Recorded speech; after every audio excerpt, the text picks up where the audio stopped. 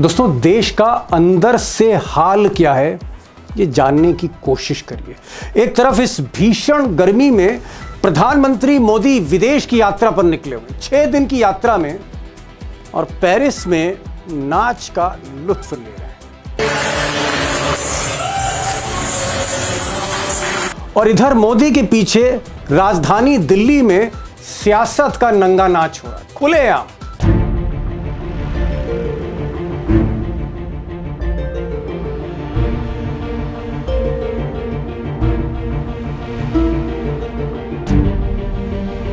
दोस्तों, सच्चाई यह है कि मोदी जी के खास मंत्री के सरकारी बंगले में पिछले 4 दिन से ममता बनर्जी, एक बड़ी पार्टी देश की, उसके सांसद तोड़े जा रहे हैं, डील हो रही है, इसकी बात हो रही, पैसे की बात हो रही, और अंततः पार्टी तोड़ दी गई। और आज शाम को वही बागी सांसद जो पार्टी तोड़ के आए थे, जिन्हें डिस्क्वालीफाई करना चाहिए था, अगर कपिल सिब्बल की बात माने देश के जाने माने वकील की, स्पीकर को डिस्क्वालीफाई करना चाहिए था, कानूनन गलत है। उन्हीं सांसदों को, बागी सांसदों को स्पीकर साहब ने संसद के कस्टोडियन घर पर बुलाकर, अपने घर पर बुलाकर संडे के दिन चाय पिला रहे हैं, सेल्फी खिंचा रहे हैं, आवभगत कर रहे हैं। और ममता बनर्जी के खास कीर्ति आजाद, अगर इनकी बात पर यकीन करें तो इन्हें भी तोड़ने के लिए 25 करोड़ रुपए का ऑफर दिया गया था, लेकिन ये टूटे नहीं, और भी कई सांसद नहीं टूटे। और कीर्ति आजाद का यह कहना है कि कई लोगों को मोटा पैसा दिया गया और पार्टी से तोड़ा गया। कितनों को 5-5 करोड़ दिया गया और कितनों को 50 लाख में कर दिया गया, कितनों को तुमने 10 लाख रुपए महीने पे सेट किया।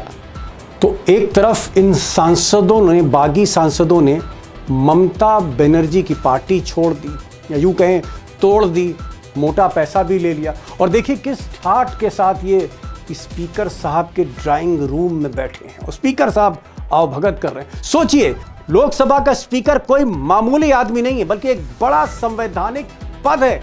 आप कह सकते हैं कि संसद और संसदीय गरिमा का प्रतीक है, कस्टोडियन है, संरक्षक है। देखिए साहब क्या स्वागत कर रहे हैं।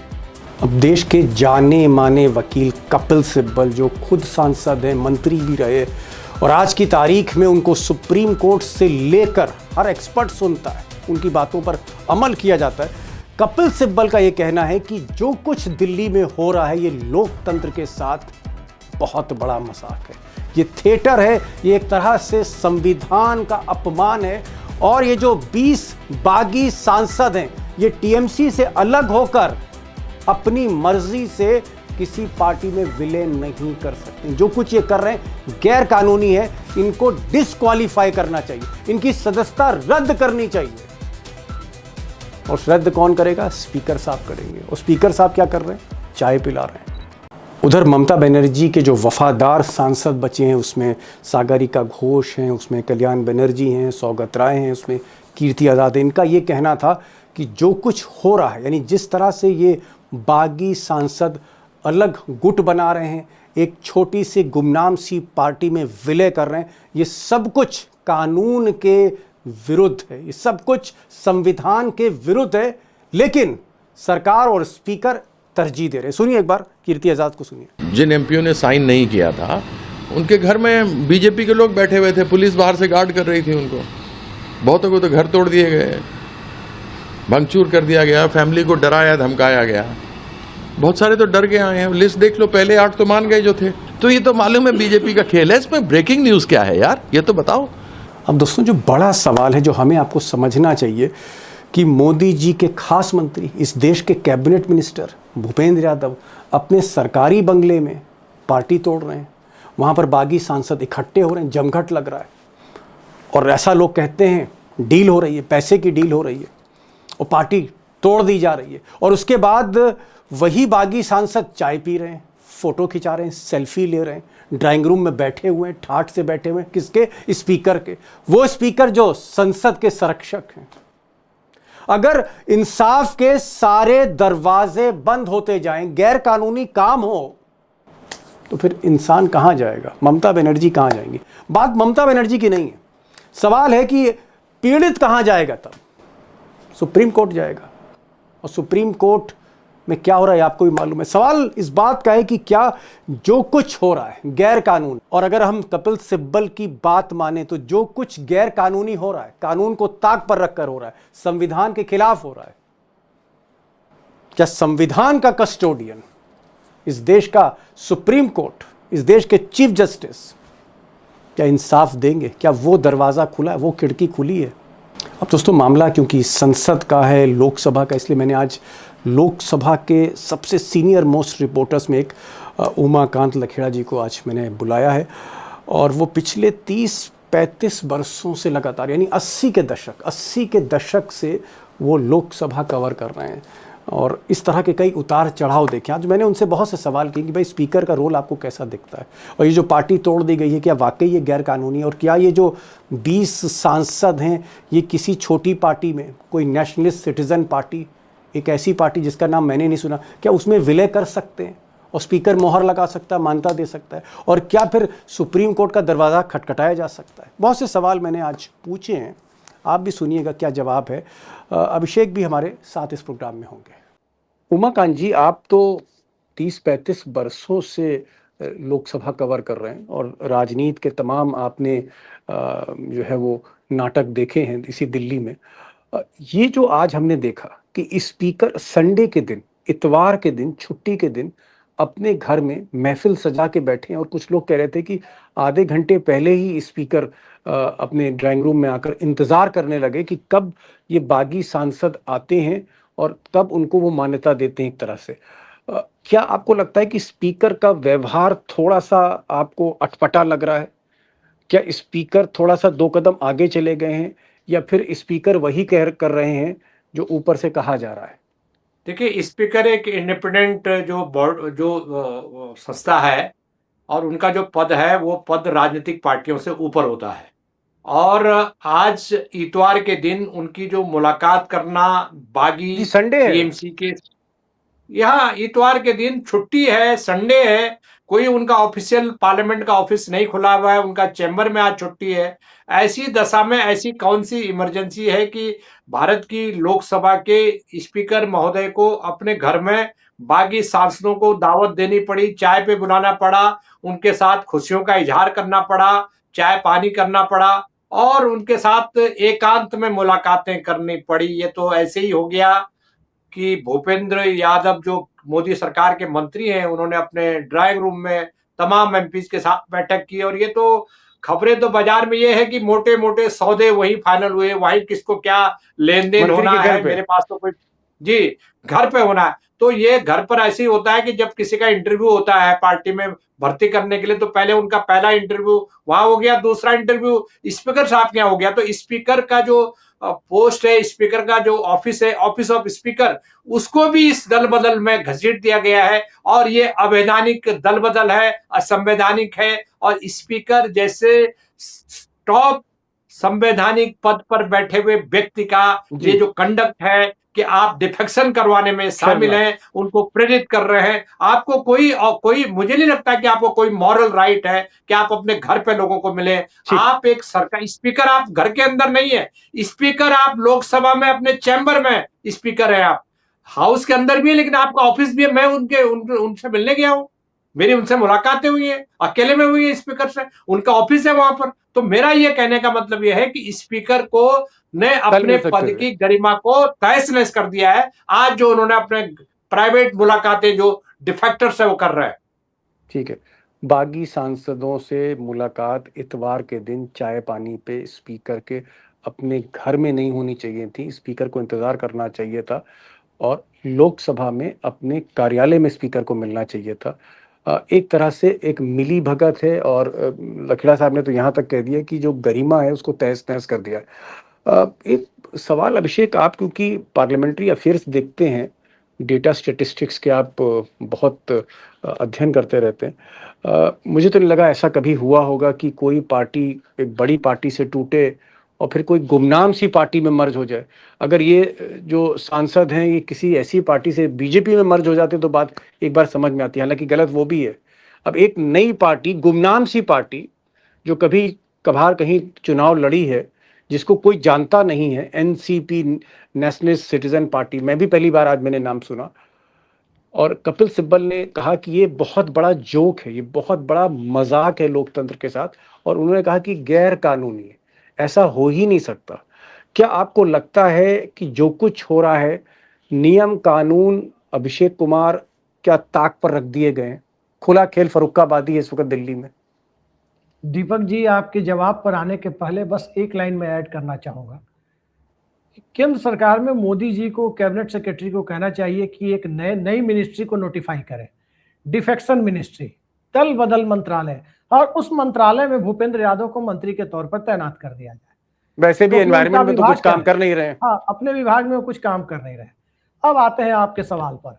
आपके सवाल में दो सवाल है, एक कि बीजेपी ने अपनी पार्टी में क्यों नहीं लिया, और दूसरा सवाल ये है कि हाँ, मैं उस पर भी आऊंगा, लेकिन मैं उस पर आऊंगा, लेकिन मैं पहले ये जानना चाह रहा हूं कि गुमनाम सी पार्टी में क्यों किया, और कपिल सिब्बल कह रहे हैं कि ये गैर कानूनी है, ये सुप्रीम कोर्ट में चैलेंज होना चाहिए। बिल्कुल सही कह रहे हैं कपिल सिब्बल, बिल्कुल सही कह रहे हैं। इसलिए सही कह रहे हैं क्योंकि मैंने भी 91st अमेंडमेंट को पूरा पढ़ा है, और 91st अमेंडमेंट साफ कहता है कि दल बदल के लिए 2/3 की संख्या चाहिए। पहली बात, दल बदल कर कोई नया गुट नहीं बना सकते सदन के अंदर, नया दल नहीं बना सकते। दूसरी बात, और तीसरी महत्वपूर्ण बात, दल बदल करके आप उसी दल में जा सकते हैं जिस दल का अस्तित्व उस सदन में हो।